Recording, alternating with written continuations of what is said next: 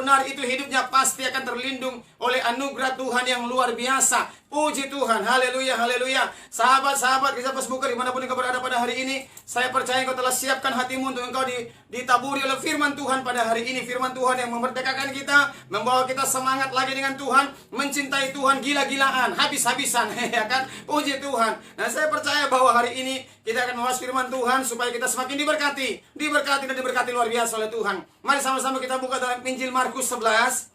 Markus 11 ayat 12 sampai dengan ayat 14. Markus 11, 12 sampai dengan 14. Puji Tuhan.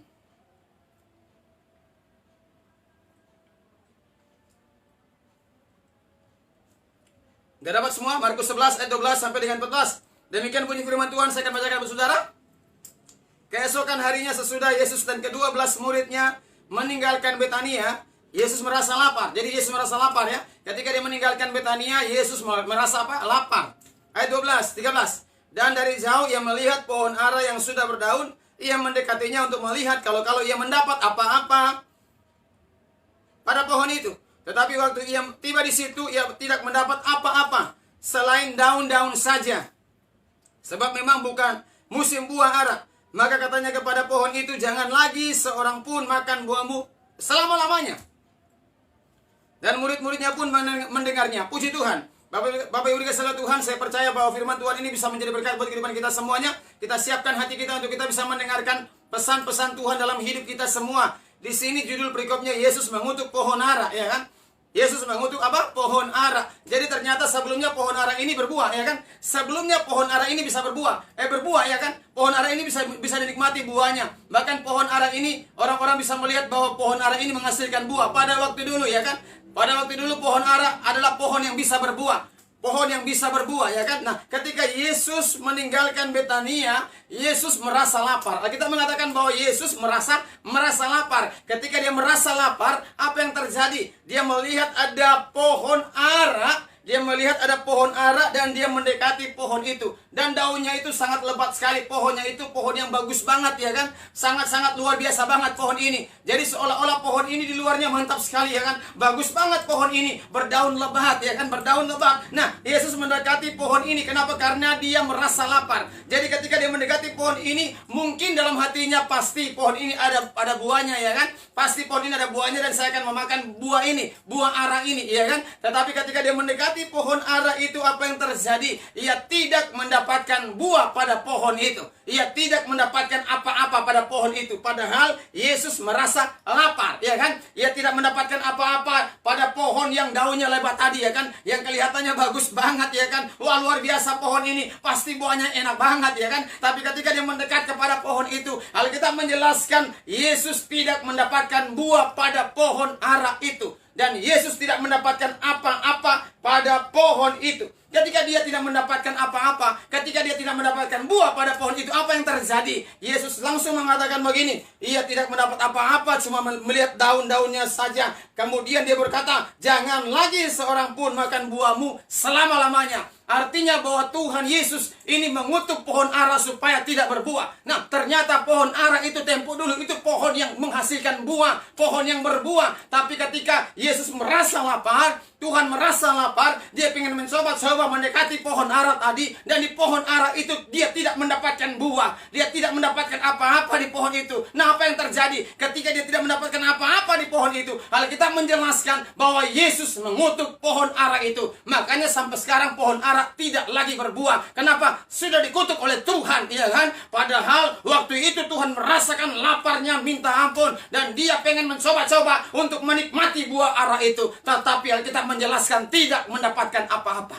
Bapak Ibu dikasihi oleh Tuhan, berapa banyak di antara saudara-saudara hari-hari ini yang merasakan bahwa kehidupan kekristenanmu hari-hari ini mulai merosot, mulai tidak mampu lagi di masa-masa pandemik ini. Nah, Tuhan mengatakan dengan jelas bahwa sekalipun di masa-masa pandemik ini, tetap kita harus menghasilkan buah. Tetap kita harus menghasilkan buah. Tetap kita harus menghasilkan sesuatu yang berdampak buat umat-umat manusia. Ya kan? Sekalipun orang berkata, wah masa susah Pak Pendeta, masa sangat sulit Pak Pendeta, masanya sangat sukar banget Pak Pendeta. Dengar baik, Alkitab menjelaskan begini nih.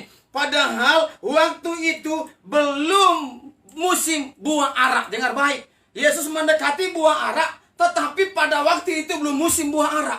Bayangkan, belum musim buah sama dengan belum musim durian, kita pengen makan durian ya kan. Belum musim mangga, kita pengen supaya mangga itu berbuah, padahal belum musim mangga.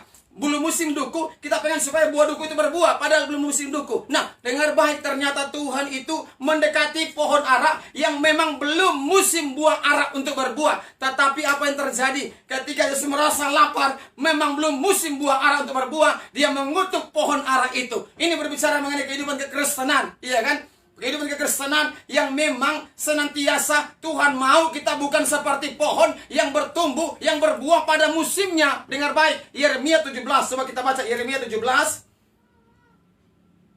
ayat 8. Ia akan seperti pohon yang ditanam di tepi air, yang merambatkan akar-akarnya ke tepi batang air, dan yang tidak mengalami datangnya panas terik, yang daunnya tetap hijau, yang tidak khawatir dalam tahun kering, dan yang tidak berhenti menghasilkan buah. Alkitab menjelaskan bahwa kehidupan kekristenan ini tidak berhenti menghasilkan buah. Jadi pada musim apa saja kita harus menghasilkan buah. Musim kering kek, musim panas kek, musim panceklik kek, ya kan? Musim gerak kalau orang bilang gerak gantang kering kek, ya kan? Musim kepepet, melepet, diapet, pet, iya kan, tetap menghasilkan buah. Alkitab menjelaskan bahwa kita harus menghasilkan buah. Padahal belum musim buah ara untuk berbuah. Tapi ketika Yesus samperin buah ara itu, dia pengen menikmati buah itu. Buah itu tidak menghasilkan buah, padahal belum musimnya. Tapi Tuhan marah besar. Kau aku kutuk, kata Tuhan. Dikutuklah pohon ara itu sampai tidak berbuah sampai dengan hari ini. Bapak Ibu dikasihi oleh Tuhan, saya percaya kita sama seperti pohon ara tadi, yang Tuhan mau supaya kita di musim apapun juga kita harus menghasilkan buah. Di musim pandemik harus menghasilkan buah. Mau bagaimanapun keadaan kita, mau kepepet, melepet, diapet, pet, soalnya nggak ada duit, nggak punya duit, ya kan, nggak punya uang saku, gaji sudah terpotong semuanya, bahkan di PHK sekalipun, ya kan, susah banget ini hidup, rasanya susah banget ini hidup. Tapi Tuhan bicara dengan jelas, kita harus menghasilkan buah. Seberat apapun persoalan yang kita alami, yang kita hadapi, tetap Alkitab menjelaskan harus menghasilkan buah. Buah ara itu belum musimnya berbuah, tapi Tuhan lihat, walaupun belum musim berbuah, ketika Tuhan samperin, Tuhan pengen menikmati buahnya, tidak ada buah ara, dikutuklah pohon itu. Jadi kita ini harus berbuah senantiasa setiap saat. Apapun keadaan kita, tetap kita harus berbuah setiap waktu, setiap saat. Apalagi di masa-masa pandemik ini, masa yang sukar, ya kan, masa yang susah. Tapi tetap Tuhan bilang, kita sama seperti buah ara tadi, harus menghasilkan buah. Amin. Supaya kita melihat bahwa janji Tuhan terjadi atas kehidupan kita.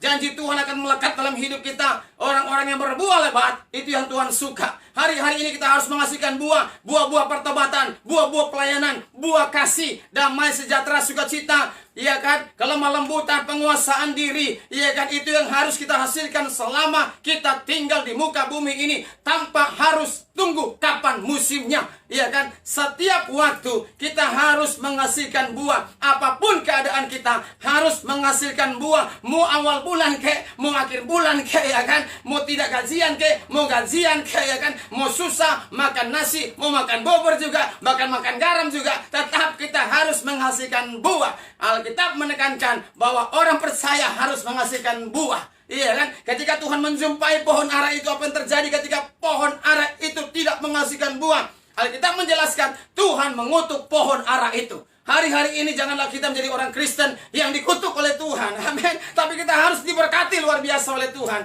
Diberkati luar biasa oleh Tuhan. Saya punya cerita, Bapak Ibu dikasihi Tuhan. Saya punya cerita. Ada seorang mengatakan begini sama seseorang, ya kan? Coba kamu sebutkan 5 buah yang diawali dengan huruf N, ya kan? Diawali dengan huruf N. Orang ini bilang begini, oh dia pusing-pusing, dia mikir, ya kan? Wah, huruf N ini apa saja kan, setengah mati sekali, susah banget yang namanya buah huruf N. Dia bilang begini, nangka, ya kan? Nenas. Dia bingung apalagi ya, habis nangka, nenas, dia bingung apalagi ya. Terus dia bilang begini, nuku nulian nemangka. Haleluya. Dia bilang nuku nulian nemangka. Iya kan? Ternyata orang ini sumbing, ya kan? Jadi nggak bisa bilang apa duku semangka, dan durian. Ternyata dia sumbing, jadi dia bilang nuku, nulian, semangka. Jadi semuanya huruf N. Haleluya. Tapi bukan itu yang dimaksud, bukan buah itu yang dimaksud. Nah, Yesus bermaksud supaya kita ini menghasilkan buah. Buah-buah yang dimaksud oleh Tuhan itu buah-buah pertobatan, buah-buah pelayanan, buah-buah kasih. Supaya di masa-masa pandemik ini ada kasih yang orang bisa lihat, ada kasih yang orang bisa lihat di luar sana, bahwa orang Kristen walaupun di masa pandemik ini melahirkan yang namanya kasih, membantu dengan bantuan sembako, ya kan, bahkan membantu dengan bantuan-bantuan moral, spiritual, material kepada orang-orang yang sementara mengalami masa-masa kesusahan. Kita membantu mereka, artinya bahwa kita menghasilkan buah sekalipun dalam keadaan yang sangat-sangat sukar. Amin. Haleluya. Jadi saya percaya kita harus menghasilkan buah. Bapak Ibu saudara Tuhan, selama hampir kurang lebih 3 bulan ini masa pandemik, puji Tuhan sekali ya, kami keluarga kami, rumah tangga kami ini ada yang percayakan untuk menawarkan, memberikan sembako buat dibagikan kepada warga-warga di sini, kompleks sini, ya kan. Yang pertama, paket pertama 15 paket. Yang kedua, yaitu 50 paket yang kedua. Bahkan yang kedua ini orang langsung memberikan kami 10 juta rupiah. Dan kami langsung bagi-bagi itu tanpa satu pun yang tersisa buat kehidupan kami. Bahkan kami tidak mendapatkan paket yang 50 tadi, yang sudah disiapkan 10 juta rupiah itu. Kami bagi kepada warga-warga di sini. Sampai 50 paket habis semuanya. Kemudian yang ketiga ini ada juga paket yang orang siapkan buat kehidupan kami untuk kami bagi di sini. Semuanya kami bagi. Jadi artinya bahwa kita ini walaupun di masa kepepet, melepet, diapet, pet, ya kan, tetap yang namanya dipercayakan oleh Tuhan untuk menghasilkan buah, menjadi dampak untuk kemuliaan bagi nama Kristus Yesus Tuhan. Jadi saya percaya tetap kita di masa-masa ini menghasilkan buah. Apapun keadaan kita, Tuhan tetap turun tangan, Tuhan tetap mengcover kita, Tuhan tetap memberkati kita. Yang penting ketika Tuhan datang, Tuhan berkata, apakah aku mendapati buah ara ini? Apakah aku mendapatkan buah dalam hidupmu? Kalau engkau tidak menghasilkan buah hari-hari ini, maka Tuhan berkata dengan jelas seperti pohon ara tadi. Jadi hari ini kita harus menghasilkan buah supaya hidup kita senantiasa untuk ke depan nanti tetap diberkati luar biasa oleh Tuhan. Saya percaya buah-buah itu tetap termeterai dalam hidup kita. Kekristenan itu harus menghasilkan buah. Yang namanya Kristen itu adalah buah. Pohonnya itu pohon yang berbuah. Bukan Kristen itu pohonnya pohon yang gak berbuah. Oh Pak Pendeta, saya kan Kristen bukan berbuah. Saya ini Kristen pohon apa? Pohon gedi. Haleluya. Gak punya buah. Kita bukan pohon gedi, ya kan? Kita pohon yang menghasilkan buah. Jadi harus menghasilkan buah. Sama seperti pohon ara tadi. Itu berbuah sebelumnya. Tapi karena gak menghasilkan buah, maka Tuhan kutuk pohon ara kita itu. Jadi saya percaya kita ini Kristen yang harus menghasilkan buah. Di tengah-tengah keadaan sukar, keadaan susah, keadaan sulit, tetap kita berhak menghasilkan buah. Tetap kita mempraktekkan kasih itu kepada orang-orang yang ada di sekitar kita. Haleluya. Bapak Ibu dikasihi oleh Tuhan, saya percaya biarlah engkau tangkap firman Tuhan ini supaya kita benar-benar menghasilkan buah di tengah-tengah masa sukar ini. Selama 3 bulan, kurang lebih 3 bulan ini, tetap kita berkata bahwa Tuhan pelihara kami. Tuhan tetap pelihara kami, Tuhan tetap tolong kami. Tuhan tetap jagain kami. Tuhan tetap mempertimbangkan hal-hal yang baik dalam hidup kami. Tetap kita menghasilkan buah di masa-masa ini. Rumah tangga kita menghasilkan buah di masa-masa ini. Kami percaya Tuhan Yesus. Tetap kami doakan saudara supaya di masa-masa ini tetap saudara-saudara bisa menghasilkan buah untuk kemuliaan, kebesaran bagi Kristus Yesus Tuhan saja. Haleluya, haleluya. Biarlah firman Tuhan ini bisa menjadi berkat buat saudara. Siapkan hatimu untuk saya mau berdoa buat saudara. Jadi saya percaya bahwa ada hal-hal yang luar biasa yang Tuhan taruh dalam hatimu. Mari taruh tangan kirimu di bagian dadamu. Rasakan bahwa firman Tuhan ini termeterai dalam hidupmu. Sekalipun di masa-masa yang susah ini, engkau berkata, Tuhan saya sangat susah, saya sangat sulit. Kapan saya bisa menghasilkan buah? Di masa ini, di tengah-tengah kesulitanmu, engkau bisa berdampak buat orang-orangmu. Maka Tuhan tidak akan tinggal diam dalam hidup rumah tanggamu, dalam hidup pekerjaanmu, dalam hidup usahamu. Engkau punya dampak yang luar biasa. Jangan tunggu engkau diberkati untuk engkau menghasilkan buah. Tetap engkau menghasilkan buah sekalipun keadaan yang susah, keadaan yang sulit. Tetapi Tuhan tetap memiliki rasa empati dalam hidupmu. Maka Tuhan tidak pernah tinggal diam dalam hidupmu. Dia akan beracara buat kehidupanmu. Dia tahu masalah-masalahmu, dia tahu kerinduanmu. Maka pada hari ini engkau yang membutuhkan kesembuhan, terjadi kesembuhan. Engkau yang butuh mujizat, terjadi mujizat. Engkau yang butuh kelepasan, terjadi kelepasan. Kelepasan Tuhan siapkan dalam hidupmu, dalam rumah tanggamu, dalam pekerjaanmu, dalam pelayananmu. Tetap engkau miliki hati yang benar-benar